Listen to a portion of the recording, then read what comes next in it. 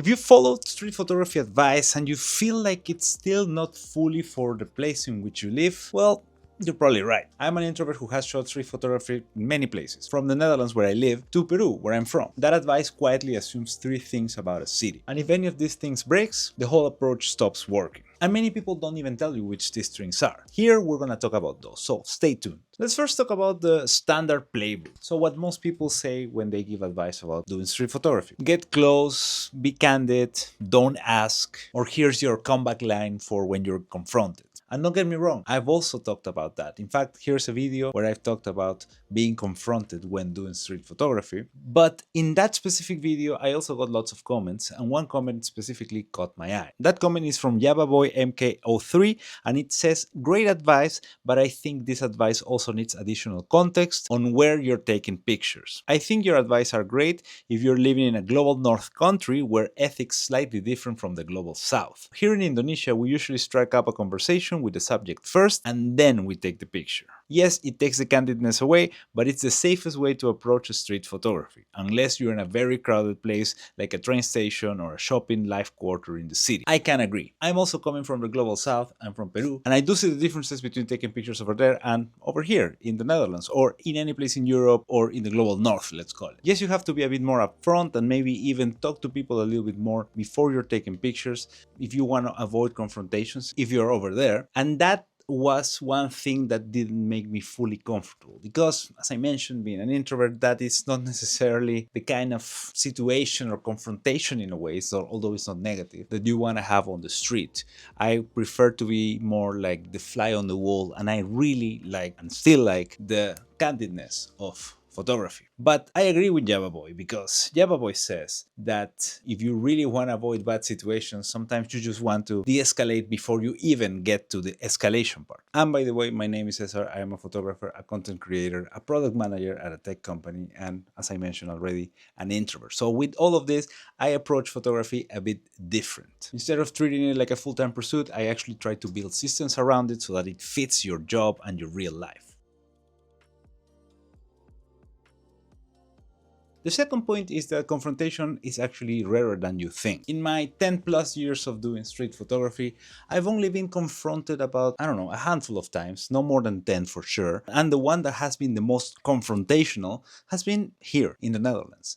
Specifically in Rotterdam, specifically at a market, and one of the biggest, if not the biggest market in the city. I was there taking pictures in the morning while everything was being set up, and then somebody just approached me very angry, telling me, hey, you should not be taking pictures of this before asking. So even then, they were not fully against the picture, they were more about the candid picture. I said, okay, no worries, I'm sorry, and I continued moving on. They didn't ask to delete the picture, and it didn't escalate from there. Which brings me to another comment that I got from Graeme, Graeme. He or she says, preparation is a good idea, but personally, I have never been challenged. However, I have been asked to take someone's photo more than once. And another person, Gordon Lewis 7570, says, I have been practicing street photography for over 20 years, and confrontations are rare. Most subjects are not more inclined towards confrontations than you are.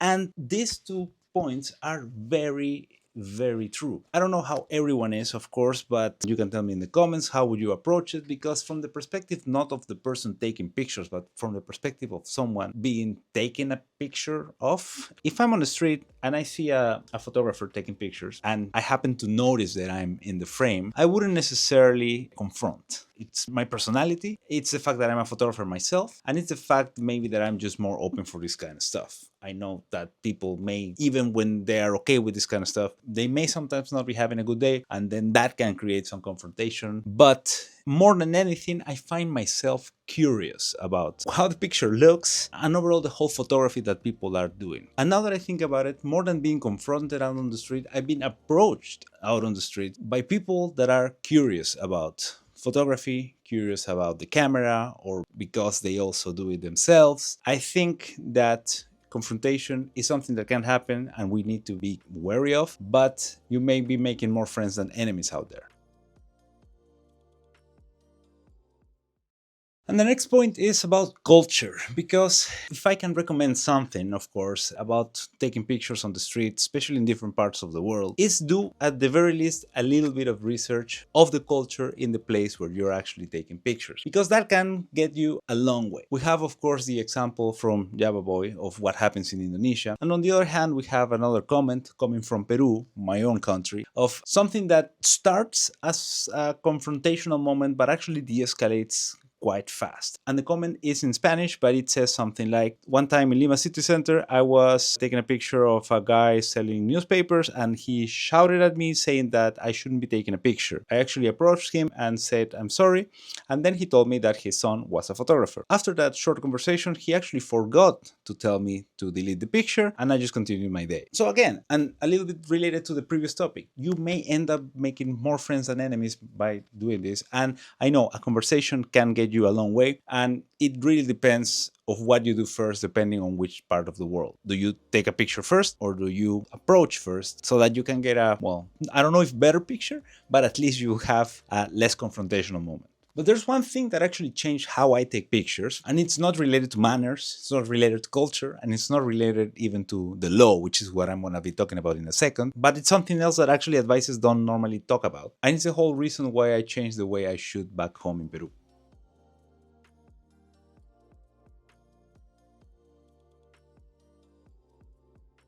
But first, let's talk about the law, because the candid advice assumes broadly legal public photography, and this is the case for the US, the UK, and the Netherlands, for example. But in other countries, such as France, Hungary, Germany, publishing an identifiable picture of someone can legally require their consent. The whole point with this section of the video is take your precautions. In the same way that you would research a little bit of the culture of what is accepted, what is not accepted, what can get you, I don't know, a shout on the street, or what can just get you a smile on the street, is research the laws of the country in terms of publishing the picture of someone that lives there. Because what you can see from this quick example is that not every country operates the same. And if you were thinking that every country operates the same, then I don't know what you were thinking. Then the problem is somewhere else.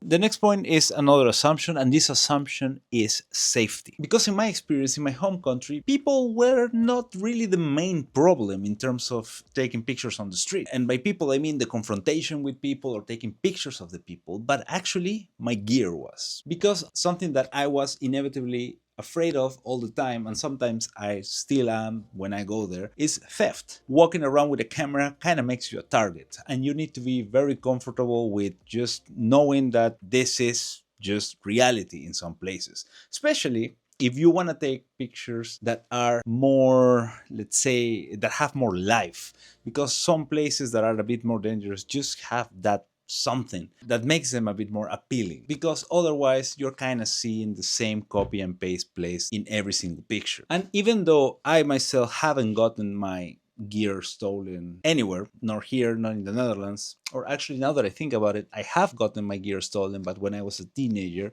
I don't know if that one counts. And I was not doing photography per se, I was shooting some video, some skateboarding video. In any case, the point is you have to at least pay attention to, or be comfortable that if it happens, which maybe in some places it will be more inevitable than in other places, you have to just give away your stuff, because you are putting yourself at risk if you try to fight it. I don't know who would give you the recommendation of try to fight for your gear, but don't do that. So the advice that you get for street photography is not necessarily wrong, but sometimes it's local to where the person that gives you the advice is from. Instead of having one single universal rule for all street photography that you do, before going to a new place to do it, ask yourself one question. And that question is about the barrier. What is the barrier that makes street photography more difficult? Is it the people, is it the law, or is it safety? And depending on the answer, which can be one or all, you have to adapt. So here's what I actually want to know. Where do you shoot, and what actually prevents you from doing street photography more often? Is it the law? Is it the people? Is it safety? Is it something else that we're not talking about in the video? Drop it down in the comments and let's start a conversation. conversation about it. And if it's your gear preventing you from taking more pictures, well, probably you want to have a look at the video over here where I go on to the settings that will make you a bit more stealthy out on the streets, especially if you're shooting with a Fujifilm X106. And if you are interested in just having a cheat sheet with all of those settings, you can download it from over here because I made that cheat sheet available for free. And enjoy. See you in the next one. So here's what I want to know. I want to know where you live. I want to know your house, your identity, your social security number.